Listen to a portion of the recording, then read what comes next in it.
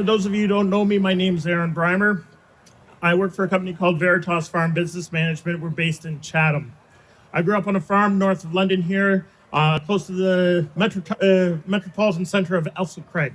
So it gives you an idea of the part of the world that I grew up in. Veritas is an agriculture consulting company. We do a lot of stuff with data. So what we are going to be sharing with you is a lot of the results of that data and how that data can make agronomic decisions. So the topic of the presentation is what makes sense doesn't always make dollars. So we're going to jump around on a bunch of different things. We're going to talk about some technology, both what you can put on for new on your planter as well as retrofit. We're going to talk about some cover crops. We're going to talk about some soil testing. We're going to be talking about some fungicides. We will touch base on Vomitoxin, so there's all kinds of topics. To give you an idea on some of this information, I think it's important for you to understand how we think. So Veritas, we actually have 5 pillars that we talk about. The first one is that we want to make things simple to understand. So the test that I use, I call it my dad test, and my father's actually here in the audience. You got your cell phone off, right, Dad? It's a running joke. So when I say simple, Dad, he can do variable rate planting, variable rate nitrogen, we do variable rate fertilizer, we do lime, we collect yield data, he does auto steer, but we do not let him have a smartphone because it's not as simple. If you can make things simple, people are going to do it. If it's not simple, you're not going to do whatever the fancy new thing is. You're going to fall back to what you're comfortable with. So if it's not simple, it's not going to happen. The next one is personalized. Some people will be talking about big data and collecting these massive amounts of data and trying to find some incredible insight. I'm not saying it won't ever happen, but I truly believe every farm is unique. I've worked in ag retail for 18 years. I've had many occasions when I've gone out to talk to a farmer and showed them the data of some new nifty product that I want to sell. And they look at me and they go, well, that's interesting, but that isn't my farm. I truly believe every farm is unique. Every farm operation is unique. Every farm, every field, and even within the field, every zone is unique. So you're going to hear me talk a lot about that. The next one is innovation. We are constantly trying to come up with new ideas. I've got a couple colleagues, they're hiding in the back row. They think I didn't see them sneak in. They are actually in charge of coming up with new ideas. So in order to keep them on their toes, I share all of the old ideas at meetings like this, so that way it keeps them on their toes that they have to keep developing. Next one is validation. This is all about value. Like I said, 18 years working in the different aspects of ag retail, the easiest way to sell something to someone is if you can show them that it is going to make them money. So you're going to hear me talk a lot about value. And value looks like a little different for different people. For me, value is about economics. Does it actually make money? Is there a return on my investment? And then the final one is inclusive. The word we use is collaboration. And you hear a lot of people talk about, we want to work collaboratively. This is probably the hardest thing we do. To truly be collaborative takes a lot of extra communication. The number one thing that destroys collaboration is when people start making assumptions. So this is really, really hard. So we work with different equipment dealers, both green, red, blue, yellow. We work with different seed companies. We work with different input retailers, all kinds of different folks to try to get all the smart people together to find the answer to grow more economical bushels.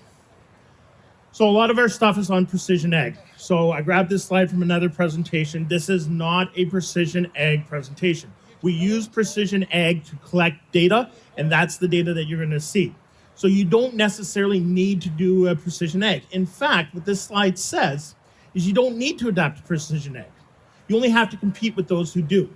Now, if you're competing with someone who is using precision ag and they are making mistakes and not realizing it, you have the competitive advantage. So if you're going to use precision ag, you want to make sure you use it right. This is what we're talking about when we get into precision ag. You see this gut and experience idea? That is how the vast majority of agriculture has been happening for the last 10,000 years. We just know how it is done. We try to teach it, we try to study it, but ultimately farmers just know when it's the right time to plant. It's that experience, it's in their gut. The data side, that's relatively new. We're trying to understand the gut and experience by including data, but it is relatively new, and that's the first one that gets often ignored. But we're going to share some of that data today with you. So the first one is automatic row shutoffs. This is one of the first things that we actually studied at Veritas. You look at that, that looks nice. And when it first came to the market, there was a lot of people that said, you know what, I'm going to make money doing that because wherever there's no overlap, now I'm not paying for my seed twice. So when they started to calculate how much this was going to cost, and if it made sense on their farm, they figured out, okay, how many acres do I have? How much overlap am I going to have? How much can I save? The question posed to us is it just the seed, or is there something going on with the yield as well? So some of the factors that increase overlap, and this is some of the thinking that you have to put into it. One is the field shape. My father, I don't know if we have a square farm. There's lots of curves and cutouts, things like that. The size of the planter. We're getting into wider planters, but also longer planters. And those are harder to control to be able to hit right at the right spot. Speed of planting. We hear a lot of people talk about high-speed planting or risk of rain, and how that influences the speed of planting. We have seen when we run a map of planting speed, and you take it back to the time of the day, all of a sudden, right around noon, when the weather man comes on and changes the weather forecast, all of a sudden it's a half a mile or a mile faster. So it's one more gear faster. So that does happen. Planting progress versus date. I guarantee you that there will be someone that wants to debate me with this, and they'll drag me out to the field on the 27th of April, and they will have like 2% overlap, and I will look wrong. But if I go back to their last field of the year, or if it's a late season, you know what? You just got to go. So if it's on the 27th of May, all of a sudden we do see a lot more overlap. And then patience, or in some cases, lack thereof. So this is the study that we actually did. What we did was we purposely overcrossed corn and we hand harvested it. And now those of you that have tried to harvest double planted corn, you're going to know that there's some challenges here. We actually assumed that you got every single cob. You guys know that's not what actually happens. You have a bunch that goes through the stripper plates. But let's assume you're going to get every cob. So this is a best case scenario. So the question is, does that 60,000 nubbins equal 30,000 cobs? So this is the actual data. So right off the top is that $100 an acre in seed savings that you're not going to have to double plant. So that's this line right here. Okay, so anywhere else, all those blue lines above that, and the blue lines are corn, that is the increase in yield. So it's $100 in a lot of cases, but then we got some 300s and some 450s. It goes all the way back to 2011. There's 30 inches, there's 20 inches, there's different planters, there's different crop rotations. On average, it's at least $200 an acre, $100 in seed and $100 in lost yield, assuming you get every bushel. Going back to 2013 and 2014, we did this on soybeans. The reason we haven't done more data on soybeans, this job is not a lot of fun on corn, but when you do it on soybeans, hand harvesting soybeans is probably one of the worst jobs that I can come up with. It truly sucks. So, but we did do it. So we did a little bit of data, and soybeans is very similar, except the seed cost is only about $50 that you're saving, but there's another $50 in yield. So it does pay. So this is one of those things, not only does it make sense, it makes more dollars than you would expect. Now, measuring overlap. I like this field because this is a relatively square field in my mind in Ontario. Yeah, if I go out into Western Canada, it's not even close to being square. But it's relatively square. And what's really cool is the monitors are telling us now that boundary is 92 acres. However, 99 acres got planted. That's 7% overlap. Anyone want to guess what the average overlap is in Ontario fields that we see? And we see a lot of data. Anyone want to take a guess? 3%. Is it higher or lower? Higher? 5%. Think it's 5? It's actually about 7.3%. So this is average. So it's also one of the reasons why I picked that one. If you don't have the planter monitor to be able to map it, you can actually have a drone fly the field. In full disclosure, Veritas is owned by a drone flying company. That doesn't mean you have to have us fly it. You can fly it yourself. You can use your own drone. But basically what you do is you take that image and you can cut out and see how much overlap you actually have. And you can see how good of a job you're doing, or maybe how good of a job the hired man is doing. Cover crop research. Everybody loves to talk about cover crops. It's a hot topic. What are some of the reasons why we would be interested in cover crops? What are the benefits of cover crops? Sorry about that. I will stand right here. Yeah, organic matter. Great. What else? Erosion. Yep. Compaction. Okay. And then something else around nutrient cycling. I'm going to get into the nutrient cycling because that's really cool. So back in 2012, I had a chicken farmer want to do business with Veritas, and I asked him what he wanted. He said, I want higher yields. Okay. What's your average yield? 225 bushels per acre. Ooh, that's going to be interesting. What we did was we took a wheat field and we planted oats around just 2 bushels of oats around the headlands and then up to this point. And you guys can see where this story is going. But what's interesting is the oats grew so well that he was concerned that he was going to have problems the next spring. So he took it off for baleage. So shaved it clean off. So he actually sold the baleage, and that covered his cost of the oats and of the planting, which worked out really well. And we didn't think anything else of it until the fall of 2013. This yield map comes in, and we're sitting there trying to figure out why that line's there. I can tell you now, but it did take us about 2 weeks to remember exactly why that split had happened. We thought it was variety. 25 bushels per acre by putting the oats in. Now, if I can replicate that every time, I'm going to be a very smart person. However, that's not what happens. In 2013, 2014, I was able to twist the arm of my father and had him do a test plot for me, and we had a plus 9 bushel increase. The neighbor to this first one in 2014, 2015, he did it. That one had 17 bushels increase. Now, what was interesting about this one, this year, because we got curious, we went out. Okay, to be fair, I had a summer student doing this. I had them go out and then actually pull a soil sample right where the oats were and then move over a couple feet where there was no oats and soil sample there. And as expected, the soil test came back very similar. The phosphorus levels were about 17, 18, within 1 part per million. Very, very similar. Now, it's same with the potash. Potash was about 135, between 135 and 137 in that area. However, the other thing we did was we tissue tested at those exact same spots as well. And both the phosphorus and potassium were almost double within the plant.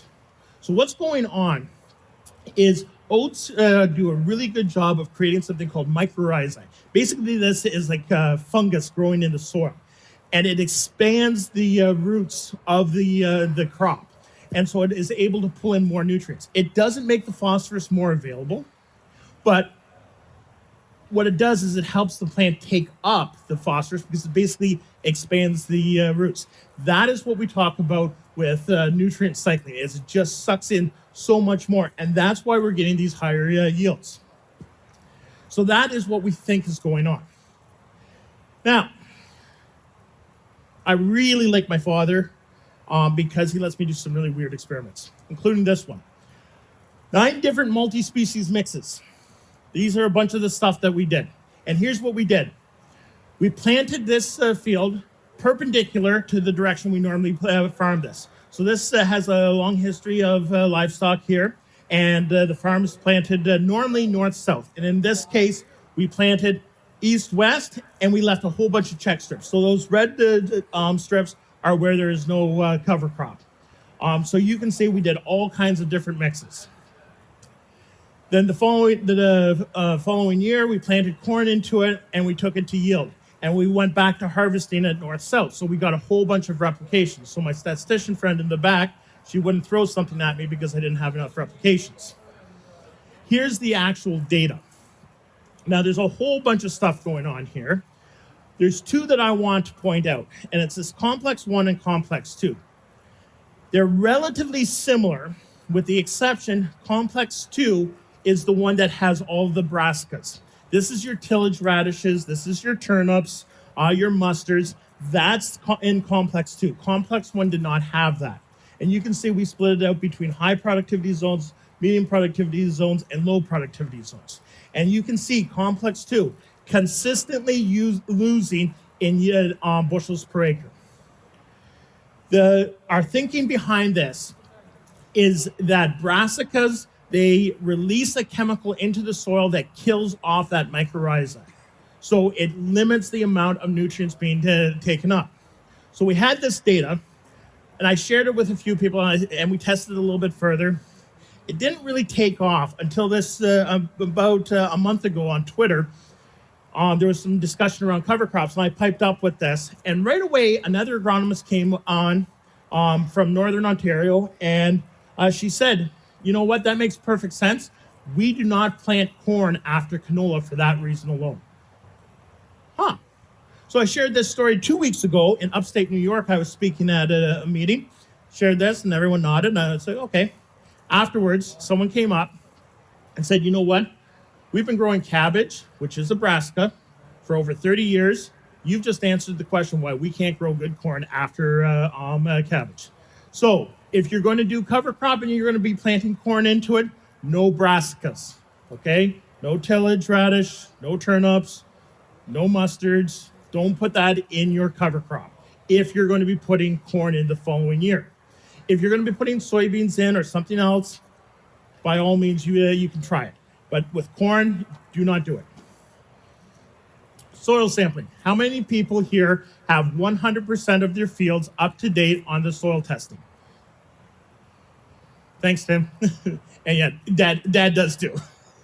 So, what percentage of Ontario fields do you guys think have an up-to-date soil test? An up-to-date soil test is one sample with over 25 acres within the last 5 years.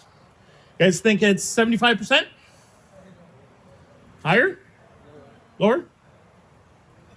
Well, 50%. It's actually less than 25% of Ontario fields have an up-to-date soil test. That is sickening.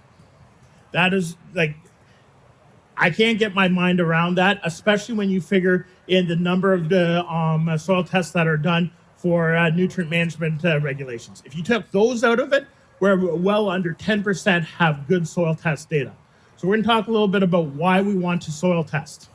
First, we're going to start with soil sampling methods. So we're going to start off with, this is what is considered the bare minimum for Ontario, which is bulk sampling. One sample every 25 acres, take 40 cores. So we got our field here, we've taken 2 different zones. Now, if you don't quite understand what I'm talking about with this, we're going to give you an example that you can follow along here. And that is a square 100. So literally there is 4 samples here. So 25 acres in each. Northwest, northeast, southwest, southeast. So that's the bulk sampling. You can see on my imaginary 100-acre field, the top end is lighter in color. In the 1990s, this became all the rage. And in fact, there's still a lot of sampling done this way. And there's nothing wrong with it. What it is grid sampling. Literally taking the concept of bulk, but instead of doing 1 sample for every 25 acres, in this case, it's 2.5 acres. Now, what ends up happening is there's specialized computer software that tries to interpolate what's going on between those points. And it does an okay job, but it depends on how much variation there is in the field. So if we use our imaginary 100-acre field, you can see that there is starting to be some correlation. We do have some darker areas here and some lighter areas up there. But It is, I would argue it is better than this, but it's maybe not ideal. So one of the things that you're starting to see more of is zone sampling. Now, the problem with zone sampling is that's a great way to confuse people because it really comes down to the size of the zone. This is a 2.5 acre zone. You can see it starts to pull in a lot more of the detail. We're going to get into this in more detail as we go further along. But if I go into Western Canada and I talk to them about precision agriculture and zone sampling, they all say, yep, we do zone sampling. I'm like, really? Awesome. We can do lots of cool stuff. Let's take a look at your soil tests. And they pull them out. Their zones are 100 acres, more or less quarter sections. It's like, that's not quite what I was thinking. Maybe it's better than bulk sampling. It's definitely better than no sampling, but it's a little bit of a challenge. So how you make zones, there's a lot of debate on that. But once again, it is going to try to capture that imagery or that variation within your soil that much better. So if we use our imaginary square 100, you can see this starts to add some more detail. There was a lighter area here, but there's definitely a knoll there that we're starting to figure out, hey, there's something else catching on there. So there's a little bit more variation. Now, the latest, greatest, newest, most amazing technology is what we call soil scanning on our soil sensing equipment. There's a bunch of different companies out there. Steve Redmond is involved with soil optics. There's something called Veris, which is not related to us. Trimble has something called SIS. There's a whole bunch of these different systems that literally they scan the field and they're collecting hundreds of thousands, if not millions of data points across that field. And it gives you a very detailed image of that field so you can see exactly what's going on. And you can see that correlation, how much cleaner that is. Now, it's not cheap, right? Here you're talking maybe $4 per acre, unless you go and do it yourself, which is a great job when it's cold, wet, and muddy. These ones are similar in price. Depending on your intensity, you're probably in that 8 to 10, maybe 12, up to $15, depending on how wild you want to get. But that's soil sensing. You're looking at least $20 in most cases, and in some cases all the way up to $50. So it really depends on what you want to do and which crops you're going to grow and what you're trying to get out of it. But if you take all this information and you want to look at it on our imaginary square 100, you start to see something you might recognize, right? So there's the actual detail in our Mona Lisa. So you can start to see that correlation and understand why certain levels are more important than others. It really comes down to what you want to do. So I've done this presentation now for about 2 or 3 years. Some of you have maybe even seen this trick that I've done here. But when we ask people, why are you not soil testing? A lot of it comes back, I'm still going to do the exact same thing. Well, this was the interesting challenge. So why soil sample? When you ask myself, I'm an agronomist, even though my job title says general manager of Veritas, I view that as a demotion. I really like being an agronomist, so that's what I like to talk about. Agronomists talk about this thing called Liebig's Law of the Minimum. And what it is you can see it's a barrel stave. And a barrel with a whole bunch of staves of different height. And what's going on is those staves, whatever stave is the lowest, that's where the water is going to pour out. So the idea behind a soil test is to identify what is the yield limiting factor and fix it. Once you fix that one, there's going to be another one that's limiting. So the example is with corn. Let's say you have phosphorus levels of 80 parts per million, and you're debating whether you should put any nitrogen down. Well, of course you need to put nitrogen because otherwise the corn's not going to grow. Now, if we reverse it, and let's say, and I've got guys that have called me and asked me, and they're like, hey, I'm going to put 175 pounds of nitrogen down, but my phosphorus level is at 2, okay, 2. This is very, very, very, very low. I don't like the price that they're charging me for MAP. Do you think I could get away with just adding another 25 pounds of urea? No. It's whatever is the yield limiting factor. Now, the challenge with this was brought up by Justus von Liebig back in 1873. And ultimately, you need to be an agronomist or have a good understanding of soil science and how everything interacts in order to be able to interpret this. And that's a little bit of a challenge because everybody gets busy and it's like, I got to get it done. So the question is, how do we quantify this? So we started doing some work with Bondwell in Wisconsin on sweet corn. And what we did was their sweet corn harvesters out there actually have a yield monitor.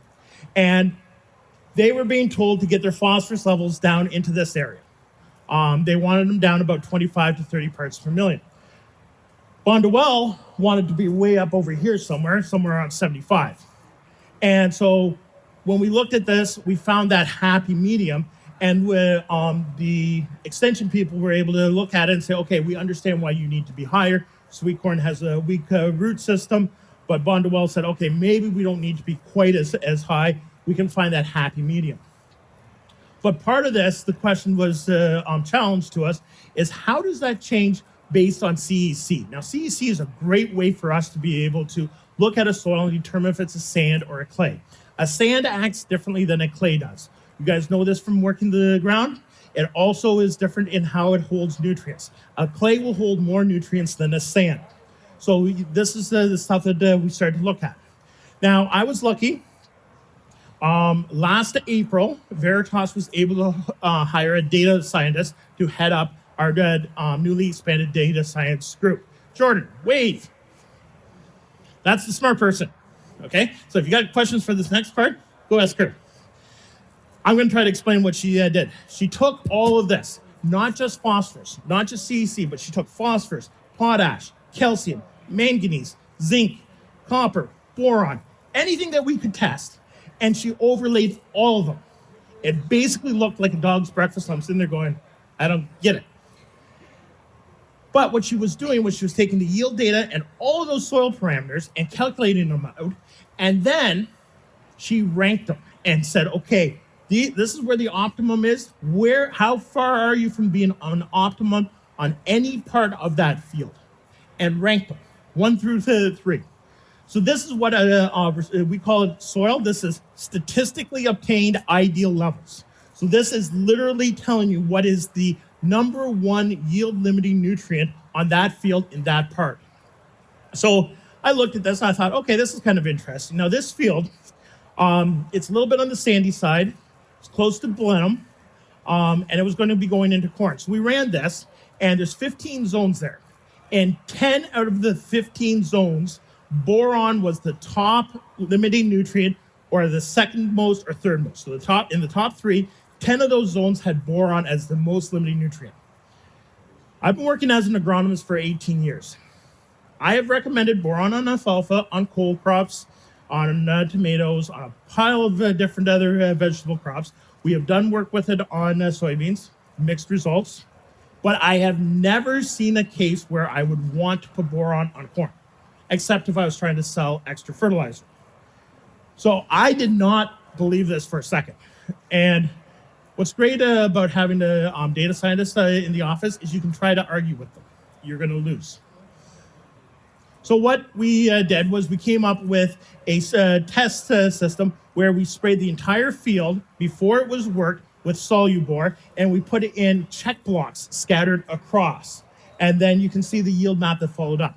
So Jordan, our data scientist, took all this data and crunched it. Now it's a little small, and she tells me that it's not statistically significant. However, there's big chunks of this field that we were able to find 23 bushel increase.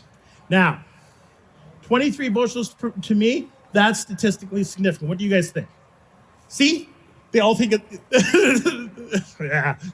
All right. Now, I'm not saying everybody go out and spray boron. What I'm saying is go out and soil test. Find what that yield limiting nutrient is. There would have been no point in going and trying to fix boron if our phosphorus, it was at 3 parts per million. Phosphorus in this case was something like 27 parts per million. So that's why it's not a limiting nutrient. You're going to hear us talk a lot about these response curves. So think of I'm switching topics quickly here. Think of the line of best fit. So you have a bunch of data points, and that dark line is basically how the computer is able to put the line of best fit. The shaded area, that is what we call the confidence interval. And that is determined by the amount of data points. So the more data points you have, the more confident you are that that is the correct line.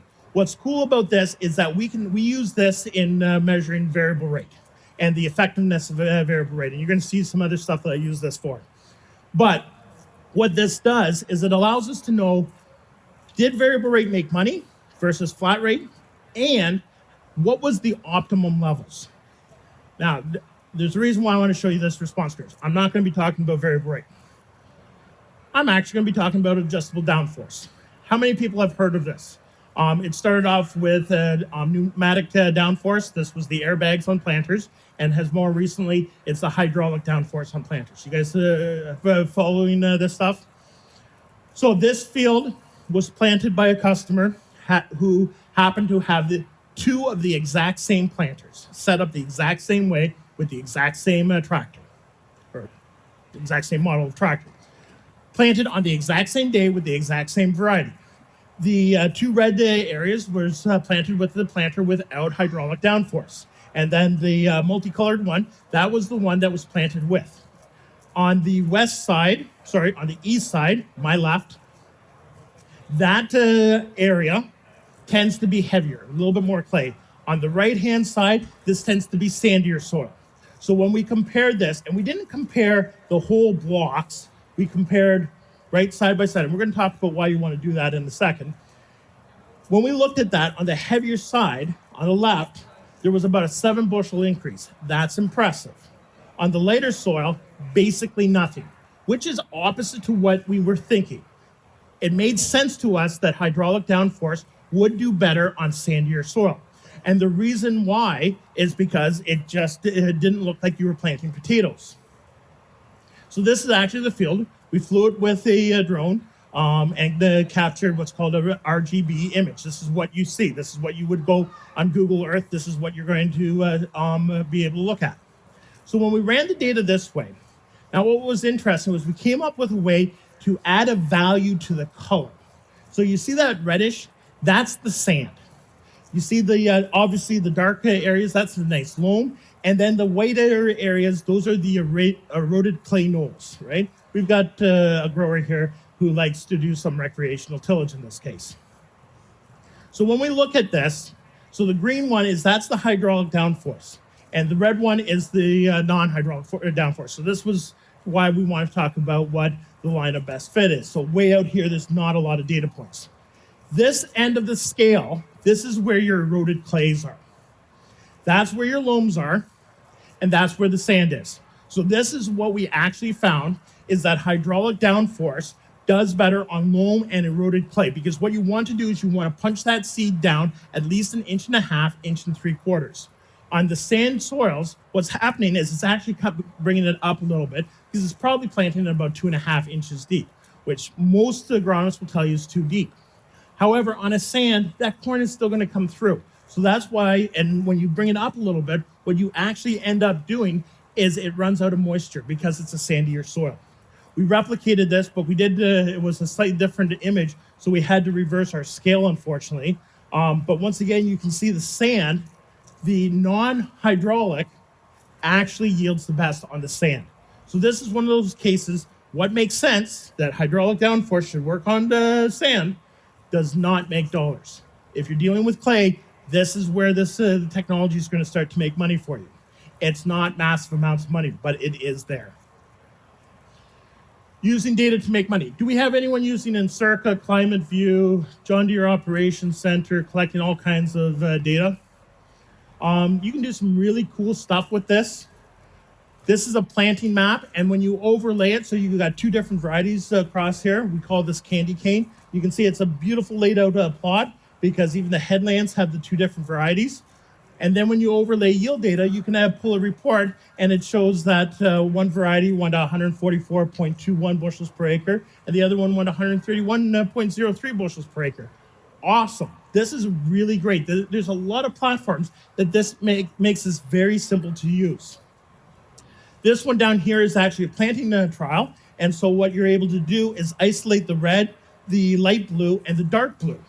And you're able to see the 32,000, 34,000, and the 36,000. So this variety is doing best at 32,000.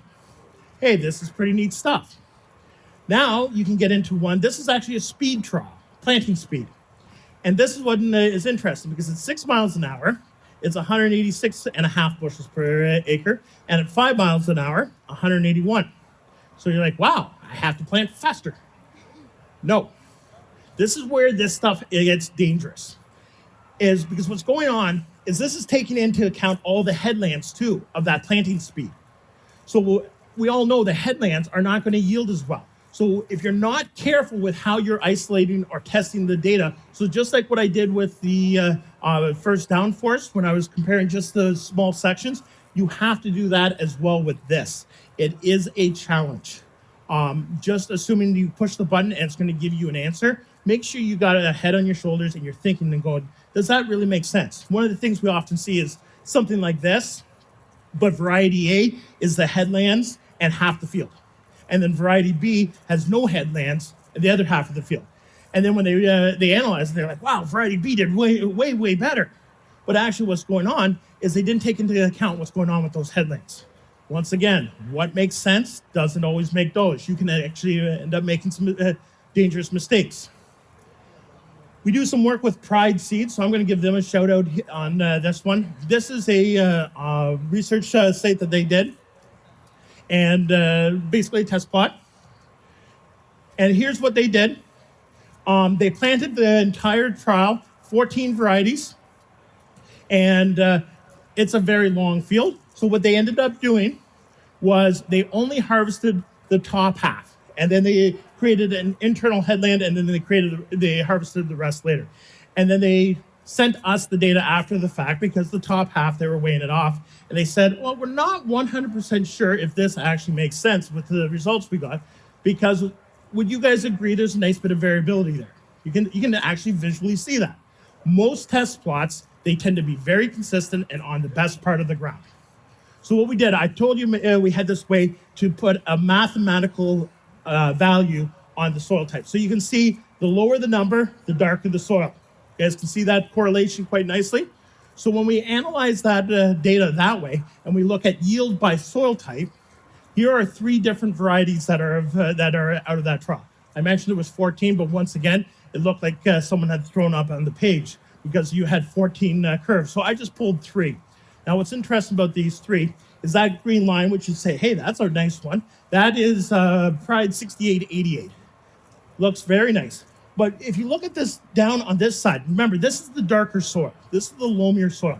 That blue line, that is 6777. So when you looked at the results, 6777 looked like it was doing a lot better than what was actually happening on that more eroded soil. So when you start looking at your data, make sure you're analyzing it truly by the soil type and starting to do some of this type of stuff. And then just to keep Pride honest, I did include one of their competitor varieties, but you can see also how that lines up. So when you start pulling in that type of data, this is the power of statistics. All right, multi-variety variable rate. You guys heard this is like dual variety stuff.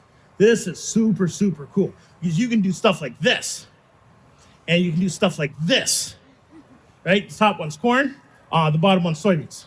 I'm not really sure how this is going to make me money outside of lots of Twitter followers, but you can do some cool stuff. The question is, are you actually going to make money doing it? So my friend Aaron Stefanos, who happens to be here in the crowd now, he set up 4 trials, which is really cool. And the green variety here, what that is what we call a defensive variety. So it's being planted on the tougher ground and at lower populations. And you can see when you move on this side, it actually is yielding better than what's called the offensive variety, which is planted at higher populations on the better ground. So for MVVR, as we call it, to work, to know if it's making money, those lines have to cross. If those lines are not crossing, you are not making money with MVVR. And so there's certain cases that you have to be careful with this. So this is another one of Aaron's plots. And once again, you can see this defensive variety is actually out yielding the offensive variety, even on the best soil. So this is your racehorse, that's your workhorse. But over here on the super good soil, yeah, racehorse takes off. So we got 2 winners. Exact same 2 varieties. about 5 miles apart. Lines don't cross. What this is saying is no matter where we went in that field, the offensive variety, again, was starting to get close with the defensive variety, but anywhere you went in that field, the offensive variety was beating the defensive variety. Here's another one. Basically the exact same thing, except a little crossover right at the end there. But once again, it did not pay. These two have very high fertility, a lot of history of manure. That side, not so much high fertility, lower fertility. So when you start making these decisions, you just can't say, oh, I'm going to take an offensive and a defensive variety. It does take some work on your farm to make sure that it's actually making sense. Because if it truly makes sense on your farm, then you might start making some dollars. Vomitoxin. How many people here had some vomitoxin? All right, let's play the game. Who had the highest level of vomitoxin in the test? Do we have anyone? We'll start easy. 5. Anyone to 5 or higher? Okay. Anyone 10 or higher? Some people haven't shipped their corn yet, so they might not know. So we have some 10s. What about 25? Mr. Stefanos, what was the highest test you've seen? 30? I was in a lower area, but it was 15. 15? Okay, so we had a 30. What was the highest anyone heard of? Did anyone hear of a 40? I heard of a couple 40s yesterday. I actually had one guy yesterday claim he heard through the coffee shop, and let's face it, the coffee shop never lies, of 60. Can you imagine 60? Like that? Ugh. What are you going to do with 60 parts per million? I looked at him and I said, I beat you. 82. Yes! Here's where the 82 came from. This field, we suspected was going to have some issues with vomitoxin. It was one of those varieties that just seemed to attract the stuff. So, but I had a theory that the vomitoxin was worse in the lower producing areas because the cobs, the husks are a little bit tighter. The cobs are a little bit smaller. It tends to get stuck in there versus the higher yielding areas. But we wanted to test it. So my idea was we would go out and take 2 or 3 samples of the good area, take 2 or 3 samples of the bad area. Makes sense, right, guys? See, Jordan? My statistician says, no. You cannot make a decision based on 2 or 3 spots. You must go out on a Sunday afternoon and do 20 sites of each. All right, fine. To be fair, she did help. And she actually made her husband go out too. Here's the actual results. Here's what we found. In the lower yielding areas, the vomitoxin was twice as bad, twice as high.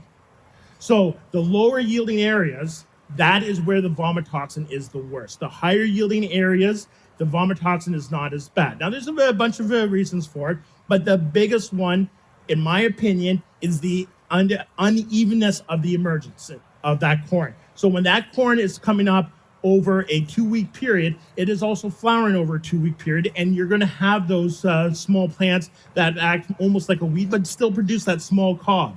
When we were hand harvesting, even in those poor areas, there were cobs that were basically clean. Right beside it, there's a cob that is garbage, and it is contaminated. So when you have that unevenness, that's where you're going to have the issue. Now, the reason I share this, it can be a challenge on what to do with vomitoxin. My thinking based on these results is when you plant your corn in the spring, and hopefully everything works perfect and you get perfect emergence. But if you don't have perfect emergence, keep an eye on those tougher areas. And if those tougher areas have uneven emergence, those are the areas that you're really going to have to start thinking about how you're going to control that vomitoxin. So it might not be any longer, hey, I'm going to spray fungicide on when 75% of the corn's there. I may want to wait a little bit longer. I might not be able to protect the highest yielding at the front part. You might be able to, depending on which fungicide you use. But what you want to do is protect the stuff at the later end. That's the stuff that's causing issues. That's what Mo was talking about with guys having some corn at 2 parts per million and some at 8 and then blending them together. right? It's because of that unevenness of emergence. So talking about fungicides, almost finished here. This is an example of an edible bean field where we flew a drone over it. And literally what it is the green is the more dense canopy. So if you know something about edible beans, and if you don't know anything about edible beans, this works for soybeans as well. Where the crop is denser, that is where you're going to have more white mold. If you are a chemical salesperson, that's where you go and walk the field to find the plant that has white mold. So you go show the farmer and say, see, you got white mold and you need to spray. You need to buy my product. Whereas if you don't want to spray white mold, you go and walk the tough areas, the red areas. So when you look at those two areas, okay, you're actually able to create something called a selective fungicide map. And what this does is you plug it into your sprayer, and it literally turns the sprayer on and off as you go across. Because for some reason, the chemical companies do not give away their fungicides for free. It'd be a lot easier if they did, then you just spray the whole thing. So what's going on is those red areas, we have the sprayer turned off. The green areas, we have the sprayer turned on. So you're able to justify going out and spraying fungicide that much easier. Now, I like to test things. So I was all for putting 3 test blocks. I just heard that my statistician would beat me if I did that. So we put a whole bunch of them in there. So in the high yielding areas where the risk of white mold was higher, we turned the sprayer off in a bunch of spots. These are 120 feet by 120 feet. And then where the area of the field that was more challenging, we actually turned it back on. So we were able to test it. Overlay it with some yield data. I said this was an edible bean field. It was black beans, so we were able to use the conventional combine. That's where we got the yield from. When you analyze this, those good areas were $126 per acre difference. And there was no cost on those lower yielding areas. So on average, $76 per acre. This is a no-brainer. There's a lot of commercial spray rigs out there. You might not have a sprayer that can do this. I guarantee you, your local ag retailer can source one for you and is able to get your fields custom sprayed. This can be a tough decision when it comes to fungicide. Usually you've had a tough spring. You forgot to sell your corn at $6. It's now sitting at $4.50. You've had to spray for weeds 3 or 4 times. You're not sure if you're going to have drought. There might be soybean aphids. You're just ready to get to harvest, and now you got people out there hounding you to spray for white mold. This is a great way to take advantage of those products on the best parts of your field without running the risk of breaking the bank on spraying the entire field. So remember, you don't need to adapt to precision ag. You don't need to do any of the stuff that I talked about. You only need to compete against those who do. So that's my contact information, and if there's questions, we'll go for it.